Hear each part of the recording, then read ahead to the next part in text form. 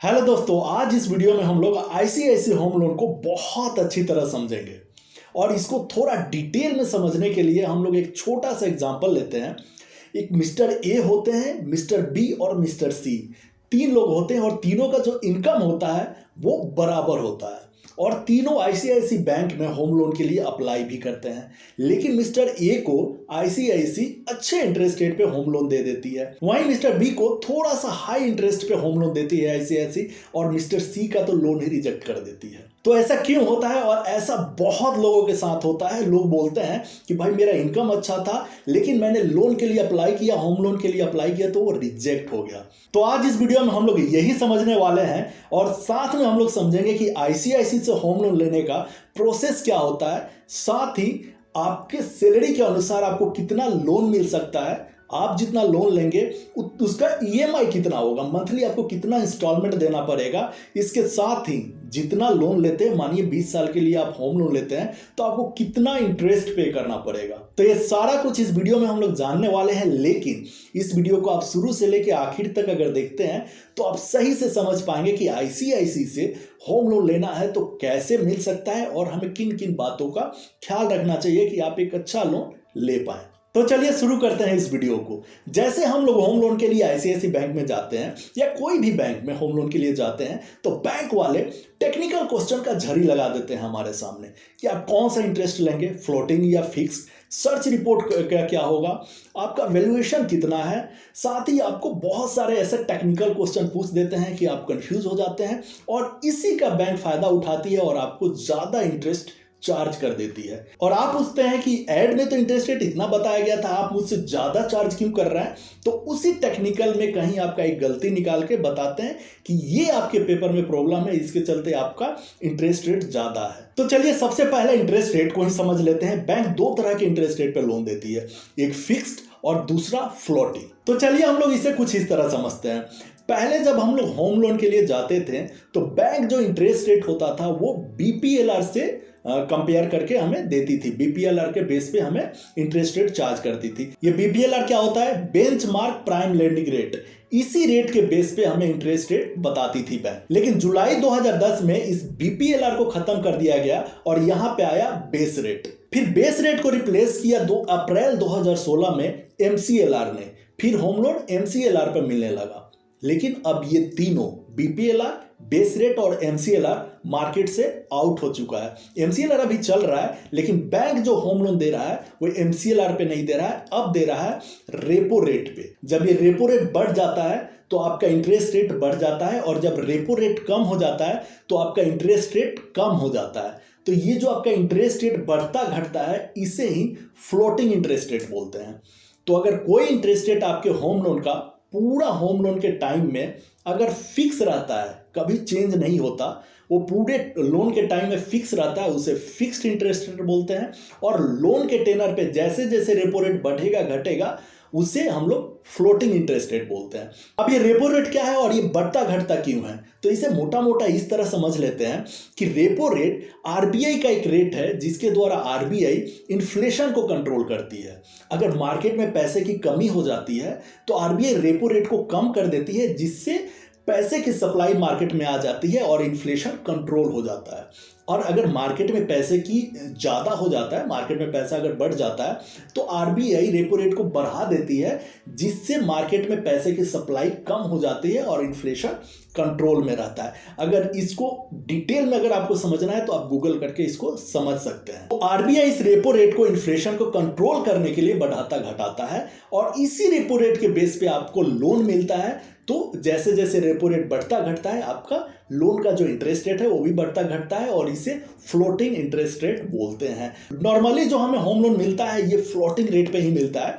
ये fixed interest rate और floating interest rate का क्या फायदा और नुकसान है, इसे हम लोग आगे समझने वाले हैं। अभी जो मैंने पर्सनली बैंक में विजिट किया और इंटरेस्ट रेट को समझा, तो अभी आईसीआईसी जो लोन दे रही है होम लोन, उस पर इंटरेस्ट रेट जो चार्ज कर रही है वो है रेपो रेट प्लस 2.25%। ये जो 2.25% है इसको हम लोग स्प्रेड बोलते हैं। तो रेपो रेट जो है वो 6.25 है और उस पर बैंक ऐड कर रही है 2.25, यानी टोटल होम लोन का जो अभी रेट है इंटरेस्ट रेट वो 8.75 के आसपास आपको होम लोन मिल सकता है आईसीआईसी बैंक से। इंटरेस्ट रेट को एक बार आईसीआईसी के वेबसाइट पे भी जाके देख लेते हैं। तो यहाँ पे देखते हैं कि फेस्टिव ऑफर चल रहा है। यहाँ पे आपका सिबिल स्कोर अगर 800 से ज़्यादा है। सिबिल स्कोर क्या होता है? सिबिल स्कोर एक तरह से एक ऐसा स्कोर होता है जो आपको बताता है कि आप कोई डिफ़ॉल्ट नहीं किए हैं या कोई डिफ़ॉल्ट किए हैं, आप कितना लोन ले रखे हैं, आपका लोन रीपेमेंट करने का कैपेसिटी कैसा है, सारा कुछ डिसाइड करता है। उसी के बेस पे एक स्कोर दिया जाता है और वही स्कोर को सिबिल स्कोर बोलते हैं। तो अगर सिबिल स्कोर 800 से ज़्यादा है तो आपको जो लोन मिलेगा रेपो रेट प्लस 2.50 यानी 9% पे आपको लोन मिलने वाला है यहाँ से। तो यहाँ पे 9% दिखा रहा है, लेकिन ब्रांच में विजिट किया गया तो वहाँ पे 8.75% दिखा रहा है। तो जब भी आपको लोन लेना हो तो सिंपली वेबसाइट पे विजिट करके और इंटरेस्ट रेट देख के आप वहाँ से लोन अप्लाई ना करें, ब्रांच में विजिट करें, वहाँ जाके अपने पेपर्स दिखाएं और डिस्कस करें, बार्गेनिंग करें और उसके बाद आप फाइनल करें अपने लोन को। मेरा रिकमेंडेशन रहता है कि आप 2 आईसीआईसी के ब्रांच में विजिट करें, दोनों से बात करें, दोनों के बारे में कंपेयर करें और वही कंपेयर करके आप डिसाइड कर सकते हैं कि आईसीआईसी के जो एग्जीक्यूटिव से आपसे कहीं गलत कमिटमेंट तो नहीं कर रहा है।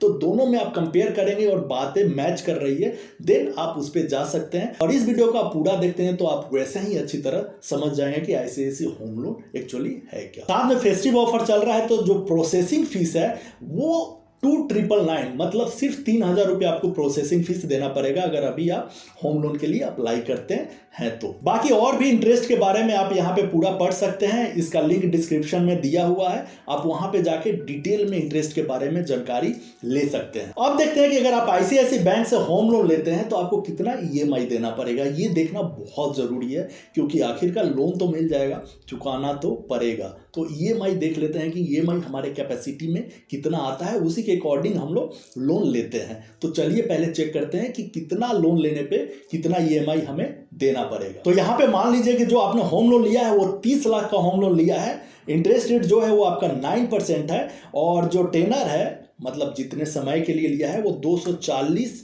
मंथ के लिए, यानी 20 साल के लिए आप लोन ले रहे हैं। तो आपका जो मंथली ईएमआई आएगा ना वो आएगा 26,992 रुपये और लोन अमाउंट कितना होगा 30 लाख। अब यहाँ देखिए आपको जो इंटरेस्ट पे करना पड़ेगा, ये ध्यान से देखिएगा, जो आपको पूरे 20 साल के अंदर इंटरेस्ट पे करना पड़ेगा, सिर्फ इंटरेस्ट वो पे करना पड़ेगा 34,78,027 रुपये और टोटल, और साथ में आपको 30 लाख तो जो लोन लिया है वो भी पे करना पड़ेगा। तो टोटल आपको पे करना पड़ेगा 64,78,027 रुपये। 20 साल के लिए 30 लाख का लोन लेते हैं 9% पे, तो आपको टोटल जो पे करना पड़ेगा बैंक को वो पे करना पड़ेगा 64,78,027 रुपये। और मंथली इंस्टॉलमेंट क्या रहेगा आपका? मंथली इंस्टॉलमेंट आपका रहेगा 26,992 रुपये। तो इसके अकॉर्डिंग आप चेंज करके भी देख सकते। मान लीजिए आपको 20 लाख लोन लेना है, 9% पे लोन मिल रहा है और 20 सालों के लिए 240 महीने के लिए लेते हैं, तो आपका जो ईएमआई होगा वो 17,995 रुपये होगा। 20 लाख का लोन होगा, टोटल जो इंटरेस्ट आप पे करेंगे वो 23,18,685 रुपये का इंटरेस्ट आप पे करेंगे और इंक्लूडिंग प्रिंसिपल आपको पे करना होगा 43,18,685 रुपया। तो यहाँ पे आप देखिए बहुत ह्यूज एक इंटरेस्ट आप पे कर रहे हैं। आप चाहें तो इस इंटरेस्ट को भी कम कर सकते हैं, बचा सकते हैं, थोड़ा सा ट्रिक लगा के, थोड़ा सा अपना कैलकुलेशन लगा के। अगर आप अपना इंटरेस्ट भी सेविंग करना चाहते हैं तो हमारे चैनल को सब्सक्राइब कर लें। इस तरह की वीडियो इस पे आती रहती है, आपको गाइडेंस मिलता रहेगा और आपको फाइनेंशियली बहुत फायदा होगा। तो चलिए हमने ये देख लिया कि अगर 30 लाख या 20 लाख होम लोन लेते हैं तो हमें ईएमआई इतना देना पड़ेगा, लेकिन क्वेश्चन ये है कि मिलेगा तो लेंगे ना। तो अब देखते हैं कि हमें हमारे सैलरी के अकॉर्डिंग कितना हमें लोन मिल सकता है। तो मान लीजिए यहाँ पे आपका 50,000 नेट सैलरी है, मतलब 50,000 रुपये आप घर लाते हैं कमा के, और आपका कोई एग्जिस्टिंग लोन चल रहा है, मानिए कार लोन या कोई लोन चल रहा है जिसका आप जो इंस्टॉलमेंट दे रहे हैं वो 5,000 दे रहे हैं, ठीक है। लोन कितने साल के लिए ले रहे हैं? 20 साल के लिए। इंटरेस्ट रेट आप कितना दे रहे थे? 9%। तो यहाँ पे एक बार चेक करते हैं एलिजिबिलिटी, आपको 35 लाख रुपए मिल सकते हैं, यानी बहुत अच्छी बात है, आपको 35 लाख रुपए मिल जाएंगे तो कोई प्रॉब्लम ही नहीं है। इसी तरह आपका सैलरी जो है वो 40,000 है, मान लीजिए एक बार सैलरी 40,000 है और कोई इंस्टॉलमेंट आपको नहीं पे करना है और 20 साल के लिए 9% पे लोन ले रहे हैं, तो चेक कर लीजिए, तो आपको 31,12,000 रुपए होम लोन मिल सकता है। वो डिपेंड करता है कि आप कितना लेना चाहते हैं। तो ये EMI कैलकुलेटर और एलिजिबिलिटी कैलकुलेटर का लिंक डिस्क्रिप्शन में दिया गया है, जाके वहां से आप अपना चेक कर सकते हैं। अब जानते हैं कि ICICI बैंक से होम लोन लेने के लिए हमें कौन कौन से डॉक्यूमेंट्स देने पड़ेंगे। तो ICICI बैंक से होम लोन लेने के लिए आपको जो डॉक्यूमेंट देने पड़ेंगे, अगर आप सैलरीड हैं, आपको सैलरी पे काम करते हैं आप, तो आपको एक एप्लीकेशन फॉर्म देना पड़ेगा फोटोग्राफ के साथ ड्यूली साइन करके। साथ ही आपको आइडेंटिटी प्रूफ, रेसिडेंस प्रूफ और एज प्रूफ देना पड़ेगा, यानी पैन कार्ड तो आपको देना ही देना पड़ेगा, साथ में आपको वोटर कार्ड, आधार कार्ड ये आपको देना पड़ेगा। इसके साथ ही आपको लास्ट 6 मंथ का बैंक स्टेटमेंट देना पड़ेगा। बैंक स्टेटमेंट कौन सा? जिसमें आपकी सैलरी जाती है। उसके अलावा आपको 3 मंथ्स का सैलरी स्लिप देना होगा। आपको प्रोसेसिंग फीस का चेक देना पड़ेगा। आप जैसे लोन के लिए अप्लाई करेंगे ना, तो जो आपको प्रोसेसिंग फीस लगता है उसका आपको एक चेक देना पड़ेगा, और फॉर्म 60 या इनकम टैक्स रिटर्न आपको देना पड़ेगा, आपका इनकम का प्रूफ। और साथ ही अगर आप सेल्फ एम्प्लॉयड है या कोई बिजनेस है तो आपको और भी कुछ पेपर देने पड़ेंगे, जैसे प्रूफ ऑफ बिजनेस, बिजनेस का प्रोफाइल, ये सारा कुछ आपको देना पड़ेगा। तो ICICI बैंक से होम लोन लेने, ICICI बैंक या किसी भी बैंक से होम लोन लेने के लिए हमें इंटरेस्ट के अलावा और भी काफी चार्जेस देने पड़ते हैं। तो उस चार्जेस को भी एक बार समझ लेते हैं।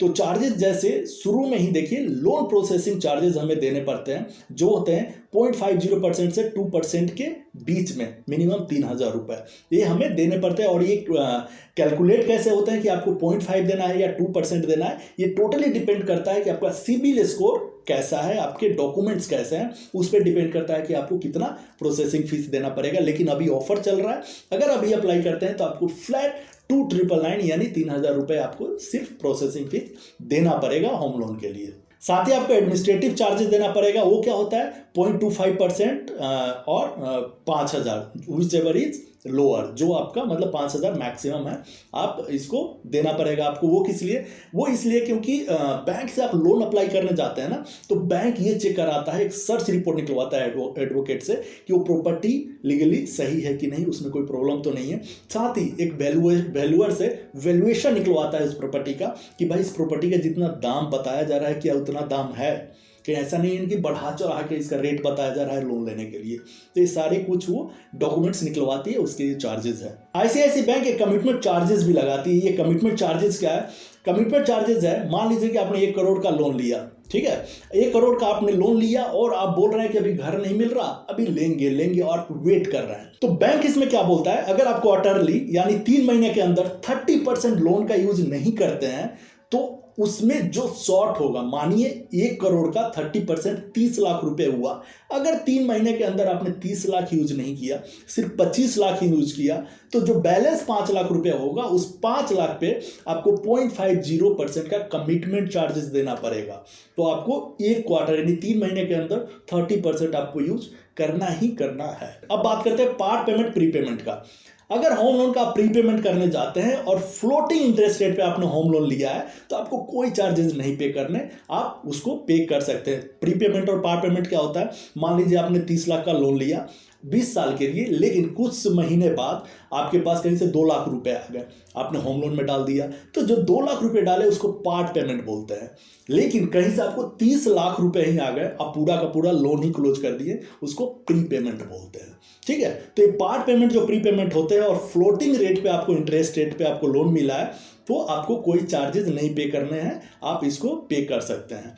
लेकिन वहीं अगर आपने फिक्स रेट पे इंटरेस्ट रेट ले रखा है, तो अगर आप प्री पेमेंट करने जाते हैं तो आपको चार्जेस पे करने पड़ेंगे, जो 2% तक हो सकता है। इसके अलावा भी बहुत तरह के छोटे छोटे चार्जेस लगते हैं, जो आप डिटेल में इस यहाँ पढ़ सकते हैं। इसका भी लिंक डिस्क्रिप्शन में मैंने दे दिया है, तो वहां जाके आप डिटेल में शांति से पढ़ सकते हैं और समझ सकते हैं। अगर कोई क्वेरी हो कमेंट्स में पूछ सकते हैं, जरूर आपके कमेंट्स का रिप्लाई किया जाएगा। बाकी इसके अलावा भी जब लोग बैंक में होम लोन के लिए जाते हैं तो उनके पास काफी सारे ऐसे क्वेरी होते हैं जो उनके सॉल्व नहीं होते, उस क्वेरी को भी मैंने लिया है। क्या आईसीआईसी बैंक से मैं होम लोन लेने जा रहा हूं तो वहां मेरा अकाउंट होना जरूरी है? नहीं, बिल्कुल अकाउंट होना नहीं जरूरी है। आईसीआईसी बैंक नहीं, किसी भी बैंक में अगर आप होम लोन के लिए जाते हैं तो वहां आपकी अकाउंट होना आपका जरूरत नहीं है। साथ ही लोग पूछते हैं कि क्या जो मुझे लोन मिलेगा वो क्या अप्रूव्ड प्रॉपर्टी का ही सिर्फ मिलेगा, जिसका म्यूटेशन हो रखा हो, इंतकाल हो रखा हो? तो बिल्कुल आपको जो अप्रूव्ड प्रॉपर्टी है उसी पे लोन मिलेगा जिसका म्यूटेशन हो रखा है। अगर म्यूटेशन नहीं हो रखा है तो आपको म्यूनिसिपैलिटी से लिखवा के बैंक को देना पड़ेगा कि अभी म्यूटेशन बंद है, 2-3 महीने में म्यूटेशन हो जाएगा। अगर ये म्यूनिसिपैलिटी लिख के दे देता है तो आपको लोन मिल जाएगा, लेकिन 2-3 महीने में आपको म्यूटेशन जमा करना पड़ेगा। अगर म्यूटेशन मिलने का, इंतकाल मिलने का अगर चांसेस नहीं है तो बैंक आपको लोन नहीं देगा। साथ ही लोग पूछते हैं कि क्या आईसीआईसी बैंक सिर्फ घर बनाने के लिए लोन देता है, सिर्फ लैंड के लिए लोन नहीं देता? देता है, लैंड के लिए भी लोन देता है। आप ब्रांच में जाके विजिट करें और वहां बात करें, आपको लैंड के लिए भी लोन आईसीआईसी बैंक देता है। आईसीआईसी लोन आप 2 तरह से अप्लाई कर सकते हैं, ऑनलाइन ऑफलाइन। तो आप ऑनलाइन भी पहले चेक कर ले, एक बार ब्रांच में भी मैं रिकमेंड करूंगा कि विजिट करें। एक ब्रांच में नहीं, 2 आईसीआईसी बैंक में जाकर विजिट करें, वो दोनों एग्जीक्यूटिव से बात करें, उनके बात को कंपेयर करें, तब आप डिसीजन बनाएं कि आईसीआईसी बैंक से हमें लोन लेना चाहिए या नहीं लेना चाहिए। फटाफट आपको क्विक सजेशन देता हूं जिसके चलते आपके साथ फ्रॉड ना हो, क्योंकि काफ़ी लोगों के साथ फ्रॉड हो जाता है। आप कभी भी वेबसाइट पे जाके, कोई भी वेबसाइट पे जाके होम लोन के लिए अप्लाई ना करें। होम लोन के लिए जब अप्लाई करेंगे ऐसा होता है कि काफ़ी फ्रॉड आपके पीछे पड़ जाएंगे और आपको कॉल करेंगे, बोलेंगे कि मैं आईसीआईसी बैंक से हूं, आपने अप्लाई किया था, आपका डॉक्यूमेंट्स लेने में आपके घर आ रहा हूं। आपके घर आएंगे डॉक्यूमेंट्स कलेक्ट करने, आप उस पर विश्वास करके अपने डॉक्यूमेंट्स दे देंगे, उस डॉक्यूमेंट का फ्रॉड यूज हो सकता है। तो कभी भी आपको अप्लाई करना है होम लोन तो ब्रांच में जाइए, ब्रांच में जाके अप्लाई कीजिए, या वेबसाइट पे अप्लाई कर रहे हैं तो आईसीआईसी का जो ऑफिशियल वेबसाइट है उसी पे अप्लाई करें। लिंक डिस्क्रिप्शन में दिया गया है, वहां जाके आप क्लिक करके अप्लाई कर सकते हैं, या ब्रांच में जाके वहां पे आप अप्लाई करें। कोई भी फिजिकल डॉक्यूमेंट अगर सबमिट करना है ब्रांच में जाके ही सबमिट करें, किसी बंदे को ना दे जो आपके पास आके कलेक्ट करे। बेशक वो आईसीआईसी का ही ऑफिशियल बंदा हो, लेकिन बंदे को ना दे। ब्रांच में जाए, थोड़ा सा कष्ट ले ले, क्योंकि अगर थोड़ा सा कष्ट लेंगे सिक्योर रहेंगे, नहीं तो बाद में आपके साथ फ्रॉड हो सकता है। ये वीडियो आपको कैसा लगा नीचे कमेंट्स में जरूर बताएं। वीडियो को लाइक जरूर करें, शेयर करें अपने दोस्तों के साथ, और चैनल को सब्सक्राइब करना बिल्कुल ना भूलें। मिलते हैं अगले वीडियो में, तब तक के लिए बाय।